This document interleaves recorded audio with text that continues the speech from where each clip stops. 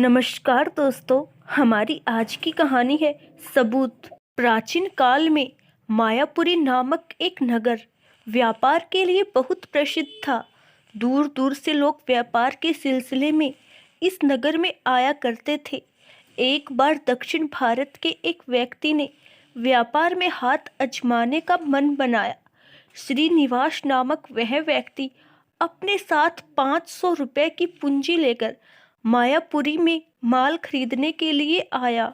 व्यापारिक केंद्रों में ठगों और चोरों की भी बहुतायत होती ही है। एक दिन जब श्रीनिवास अपने व्यापार के लिए माल खोजता हुआ बाजार में घूम रहा था, तभी एक हट्टी कट्टी औरत आई और उसने उसका हाथ पकड़ लिया। बोली, मेरे रुपए लूटकर व्यापार करने चले हो? श्रीनिवास यह सुनकर हक्का बक्का रह गया। अपने आप को संभालता हुआ बोला, मैंने तुम्हारा धन कब चुराया? मैं तो कुछ भी नहीं जानता। औरत उसके ऊपर चीखने चिल्लाने लगी। लोगों की भीड़ इकट्ठी हो गई, परंतु किसी की समझ में यह नहीं आया कि दोनों में से झूठ कौन बोल रहा है। तब एक ने बोला, इस तरह झगड़ा करने से कोई फायदा नहीं, कोतवाल के पास जाओ। औरत ने श्रीनिवास का हाथ कसकर पकड़ लिया और उसे कोतवाल के पास खींच कर ले गई। उसने कोतवाल से कहा, श्रीमान, इस आदमी ने बाजार में जबरदस्ती मुझसे 500 रुपये छीन लिए। मेरे रुपये मुझे दिलवाकर न्याय कीजिए। कोतवाल ने पूछा, क्या कोई सबूत है? इस सवाल पर औरत ने नय में सिर हिलाया। कोतवाल ने श्रीनिवास से पूछा, तुम्हें कुछ कहना है? श्रीनिवास बोला, महोदय, मैं व्यापार के लिए सामान खरीदने कल ही इस नगर में आया हूँ। मैं यहाँ किसी को भी नहीं जानता। मेरे पास 500 रुपये है, जिसका पता किसी तरह इस औरत ने लगा लिया है, किंतु वे रुपये सचमुच मेरे हैं। कोतवाल को लगा कि औरत सच नहीं बोल रही है। सच का पता लगाने के लिए उसने एक युक्ति सोची। उसने श्रीनिवास से कहा, तुम्हारी बात पर मुझे विश्वास नहीं होता। तुम इस औरत का धन लौटा दो, वरना तुम्हें जेल में बंद कर दूंगा। कोई और चारा न देखकर श्रीनिवास ने अपने 500 रुपये उस औरत को दे दिए। जैसे ही वह औरत रुपया लेकर वहां से निकली, कोतवाल ने श्रीनिवास को बुलाकर धीमे स्वर में कहा, उसके पीछे पीछे जाओ और वह धन उससे छीन लो। कोतवाल की बात सुनकर श्रीनिवास सक पकाया, किंतु कोतवाल ने कहा, जैसा कहता हूँ वैसा करो, मैं तुम्हारी मदद करूंगा। कोतवाल के कहे अनुसार श्रीनिवास उस औरत के पीछे पीछे गया।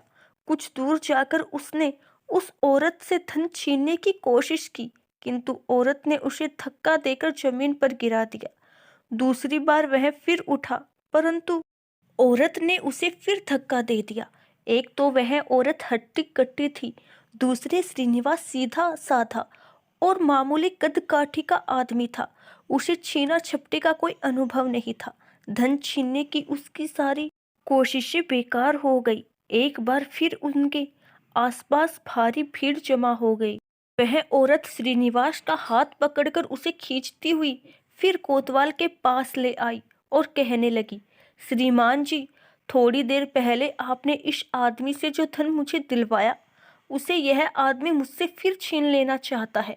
कृपया करके मुझे बचाइए। क्या तुम सच कह रही हो? क्या किसी ने यह घटना देखी? कोतवाल ने पूछा। इन सभी लोगों ने यह घटना देखी, आप खुद इनसे पूछ लीजिए। औरत ने पीछे पीछे आई भीड़ की ओर इशारा करते हुए कहा, इन सब से पूछने की जरूरत नहीं है। तुम मुझे बताओ कि क्या इस आदमी ने तुमसे रुपए छीन लिए? कोतवाल ने पूछा। नहीं छीन पाए श्रीमान, मैंने इसे ऐसा करने नहीं दिया। मैंने इसकी सारी कोशिशें विफल कर दी। औरत गर्व मिश्रित स्वर में बोली, मैंने भी यही सोचा था। तुमसे धन छीनने की शक्ति इस आदमी में नहीं है, यह इन सब लोगों ने देखा है। कहते हुए कोतवाल ने सवालिया नजरों से भीड़ की ओर देखा। सच कह रहे हैं श्रीमान, भीड़ में से एक दो लोग बोले।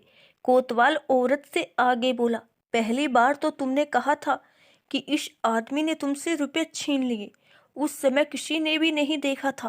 अगर यह आदमी तुमसे धन छीन सकता तो दूसरी बार भी छीन लेता।